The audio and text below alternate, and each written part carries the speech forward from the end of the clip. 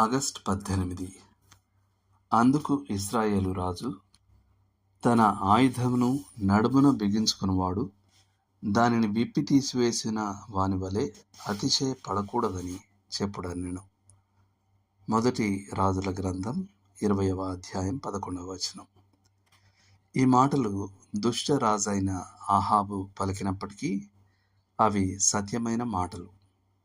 భక్తిహీనులు కూడా కొన్నిసార్లు సత్యం మాట్లాడతారు. సిరియా రాజు ఆహాబు నుండి అవమానకరమైన నీచమైన కోరికలను కోరాడు. అతడు విధేయత చూపకపోతే సైనిక విపత్తును ఎదుర్కోవలసి వస్తుందని బెదిరించాడు. కానీ ఆ తర్వాత జరిగిన యుద్ధంలో సిరియనులు వెనుతిరగవలసి వచ్చింది మరియు వారి రాజు ప్రాణ భయంతో పారిపోవలసి వచ్చింది. అతని ప్రగల్భాలకు తగినట్లుగా అతని ప్రవర్తన లేదు. నేటి వచనం గొల్యాతుకు కూడా మంచి సలహాగా ఉండేది. అతడు దావీదు రావడం చూసి, నా యొద్దకు రమ్ము, నేను నీ మాంసమును ఆకాశ పక్షులకును భూ మృగములకును ఇచ్చివేయుదును అని అన్నాడు. మొదటి సమూయేలు గ్రంథం 17వ అధ్యాయం 44వ వచనం. కానీ దావీదు తన వడిసెల నుండి ఒక్క రాయితో అతనిని సులభంగా పడగొట్టాడు.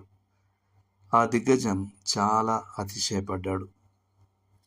మనం యవన క్రైస్తవులుగా ఉన్నప్పుడు మన స్వంత సామర్థ్యాన్ని అధికంగా అంచనా వేసుకోవడం సులభం. మనం ఒంటి చేత్తో లోకాన్ని, శరీరాన్ని మరియు అపవాదిని ఎదుర్కోగలమని ప్రవర్తిస్తాం.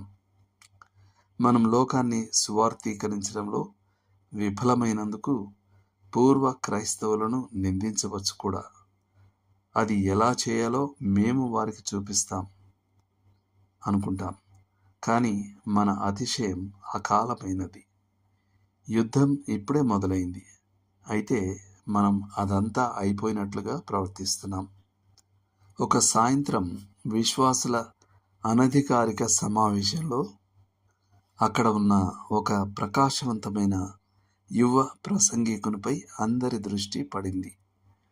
అందరి దృష్టికి కేంద్రంగా ఉండటం అతనికి చాలా సంతృప్తికరంగా అనిపించింది. ఆ సమూహంలో అతని జీవితంపై తీవ్రమైన ప్రభావాన్ని చూపిన ఒక ఆదివారం బడి ఉపాధ్యాయుడు కూడా ఉన్నాడు.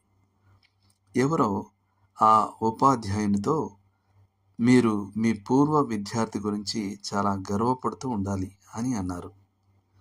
దానికి అతని జవాబు, అవును, అతడు చివరి వరకు బాగా కొనసాగితే. ఆ సమయంలో యువ ప్రసంగికుడు అది ఆనందకరమైన సాయంత్రంలోకి చొప్పించబడిన ఒక చేదు మాట అని అనుకున్నాడు. కానీ తర్వాత సంవత్సరాల అనుభవం దృష్ట్యా తన పాత ఉపాధ్యాయుడు చెప్పింది సరైనదేనని గ్రహించాడు. మీరు మీ కవచాన్ని ఎలా ధరించుకున్నారనేది ముఖ్యం కాదు, మీరు యుద్ధాన్ని ఎలా ముగించారన్నదే ముఖ్యం. వాస్తవానికి ఈ జీవితంలో యుద్ధం ఎన్నడూ ముగియదు. మనం పరలోకంలో మన గొప్ప సేనాధిపతి ముందు నిలబడే వరకు అది ముగియదు. అప్పుడు మనం మన సేవ గురించి ఆయన ఇచ్చే అంచనాను వింటాం. నిజంగా లెక్కకు వచ్చే ఏకైక అంచనా అదే. ఆయన అంచనా ఏదైనప్పటికీ మనం అతిశయించడానికి ఏ ఆధారాలు ఉండవు. మనం హృదయపూర్వకమైన వినయంతో, మేము నిష్ప్రయోజకులమైన దాసులము, మేము చేయవలసినదే చేసితిమి అని చెప్తాం. లూకా 17:10. దేవుడు మిమ్మల్ని దీవించునుగాక. ఆమేన్.